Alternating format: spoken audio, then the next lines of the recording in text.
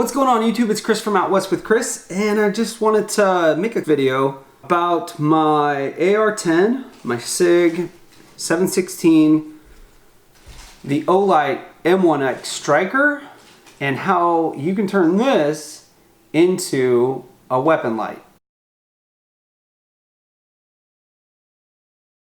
As you can see, my rifle just doesn't have any light on it, so you know, it doesn't need it per se. Doesn't need to have it. By the way, it is unloaded, but it would be a nice feature if it had a weapon light on it. So I decided to do a little research after I got the M1X striker in a recent battle box. Come here. What's up? Hello. What's going on? This guy just turned 8 yesterday. He's got a little bit of a deal where he's losing his voice. What do you think of Dad's firearm right here? I like it. You do? Yeah. And what do we do when we're around firearms? We don't go in front of it. We don't go in front of it, and we don't touch it unless we have Dad's permission, right? We keep it on safety. We keep it on safety. Yes. And you don't touch it, right? No. Unless Dad's around and you ask permission, then you can touch the parts and stuff? Right. Yeah. Okay. Like if you take it apart one time and put it back together for me. Yeah. Like how you did with your pistol. Yeah, exactly. Okay. All right, go sit down. Sorry about that. So like I was saying, I was doing some research on the internet and I found a solution, a way to turn this into a weapon light, basically. So what I found was this little mount. And this mount costs $2.50. And I will have a link in the description down below where you can find this on Amazon for $2.50. Now, granted, it is a made in China item. If I could have found something that was somewhat comparable price-wise and quality, I probably would have bought, I would have paid a little bit more to buy an American-made one. This one, you know, stuck out. It looks like it's good quality and it's gonna do what I need it to do, and it was $2.50.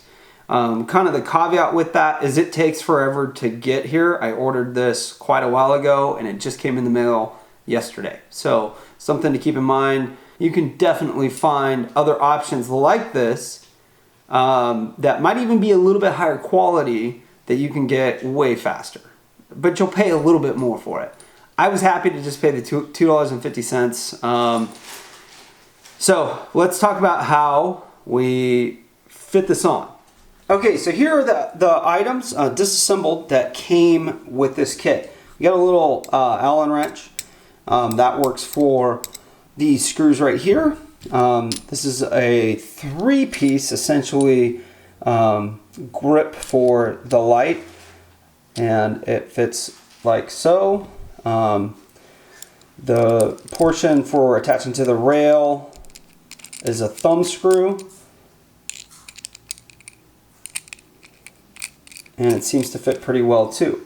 So one thing that I noticed when I was just tinkering with it is it's not a super tight fit, and I didn't want the light sliding around it, and I also didn't want the light to get scratched up actually. So this is what I came up with to kind of solve that problem. So I'm a big fan of electrical tape, and that's something my dad taught me. He always carries electrical tape, and it has a lot of different uses. So what I'm going to do is I'm actually going to wrap the part of the light that will be in the clamp with this electrical tape. I'm not going to do too much. What I'm trying to do here is get that metal to metal contact, get something that's going to kind of buffer that a little bit. And I'm also trying to add a little bit of width to the dimension of the light so that it's a nice snug fit. It gives me something I can tighten down on. That should do it. Let's just test the fit right here. That's going to reduce any vibration noise. It's going to keep it from slipping and sliding around and all of that action. So what we want to do is we want to figure out how we're going to have it mounted. And so I actually need to flip it around because it's going to mount like so on the firearm. And I want to get this button to face outward, okay? So I want that to be facing out before I really tighten it down. You know what? I think I need to remove a little bit of the tape. It's a little too much there. All right, so I removed a little bit of the tape. I think it's gonna fit way better.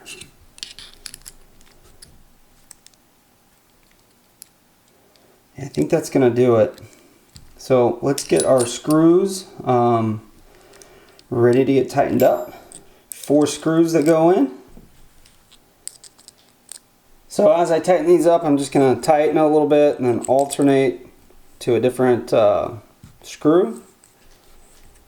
Okay, so now it's in and it doesn't wiggle, doesn't make any noise. It's a nice tight fit because of that electrical tape, and it's not going to scar up the the nice finish that's on the Olight. I don't want that to happen. So the next thing we're going to do is we're going to take this little thumb screw off, take that part off as well. Then we're going to go to our light, and I have this set. I'm going to have this set on this rail right here, the left rail, and I'm going to have it as forward possible as I can, just because I don't want a light shadow from my muzzle, or from the barrel and the muzzle. If it's further back on the rifle, you're going to get more of a shadow. So you want to set this up as forward as possible on the front of your rifle. You don't want to mount them on the top because it's going to be an issue, with your sights. And I don't want it on the bottom just because I'm running this angled foregrip on the bottom. I want it on the left side for me so that when I am holding the rifle with my left hand, I can actuate the light. I can turn the light on and off, and I'll actually be able to hit the switch up here, just creeping my finger up a little bit. So let's get this bad boy hooked up, and all I got to do, slide that screw on right there. This is the great thing about Picatinny rails. Get it on mostly tight, and then you can tighten it down a little bit more just to make sure it's on there. It's nice and snug. When I'm holding the rifle, my left hand is either against the magwell or it's up on this angled foregrip, depending, and I can easily hit that switch on. I can also reach up and hit the side switch as well. They do make switches, pressure switches for these as well. If I wanted to go spend some more money, I could get a little setup that converts this to a pressure switch. I don't know, I think Olight sells those. I do know you can find them on Amazon. But for me, for now, this is gonna work, and it's gonna work just fine. All right guys, so here is the fully installed Olight M1X striker on the rifle. Looks pretty good. And as you can see, when my hand is up in the angled foregrip area, I can just click on that light really quick. I can reach up and hit the settings, cycle through the settings really quick as well. I can bump it, and it's pretty easy, pretty slick little setup. And I just wanted to show you this muzzle shadow issue and why you want your light as forward possible as you can on your rails. There you go. Right over here to the right, you're going to constantly have a shadow that is in your light. You're always going to have that. Now that's not a big deal. Some light, a light with a shadow is better than nothing, but that's kind of distracting, It shouldn't show up too much in your sight, but it'll still be there.